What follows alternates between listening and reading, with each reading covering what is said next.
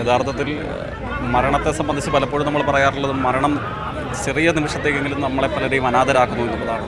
പക്ഷേ എനിക്ക് തോന്നുന്നു സഖാവ് സീതാറാമിൻ്റെ മരണം സംഭവിച്ച ഈ ദിനങ്ങൾ വ്യക്തികളല്ല അനാഥരായി മാറിയത്.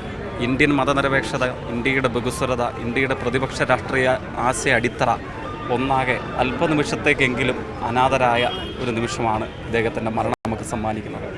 അത് എല്ലാവരും അനുസ്മരിച്ചിട്ടുള്ളതുപോലെ ഇന്നത്തെ ഇന്ത്യയെ പരിമിതികളോടുകൂടിയെങ്കിലും നിലനിർത്തുന്നത് വനാവകാശ നിയമം, വിവരാവകാശ നിയമം, തൊഴിലുറപ്പ് പദ്ധതി, അങ്ങനെ ഇന്ന് പരിമിതികളോടുകൂടെ ലോകത്തിന് മുമ്പിൽ ഇന്ത്യ എന്തെങ്കിലുമൊക്കെ കാര്യങ്ങളാൽ അടയാളപ്പെടുത്തപ്പെടുന്നുണ്ടെങ്കിൽ അതിൽ സഖാവ് സീതാറാം യെച്ചൂരിയുടെ ഭൗതികവും ആശയപരവുമായ പിന്തുണയും നേതൃത്വവും ദാർശനികമായ കഴിവും ഉണ്ടായിരുന്നു. അതിനൊക്കെയാണ് ഇന്ന് നമുക്ക് അപരിഹാര്യമായ ഒരു വിടവും ഒരു നഷ്ടവുമൊക്കെ സംഭവിച്ചിട്ടുള്ളത്.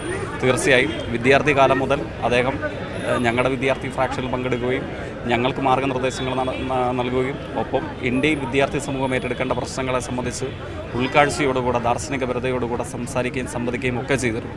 അത്തരം അനുഭവങ്ങളുണ്ട്. രാജ്യതലസ്ഥാനത്ത് ഏത് സമരങ്ങളുടെ മുന്നണിയിലും വിദ്യാർത്ഥി യുവജന പോരാട്ടങ്ങളുടെയും പാർലമെൻറ്റ് സ്ട്രീറ്റിലും ഡൽഹിയുടെ തെരുവുകളിലുമൊക്കെ ഏത് സമരമുഖങ്ങളിലും സഖാവ് സീതാറാം ഉണ്ടായിരുന്നു.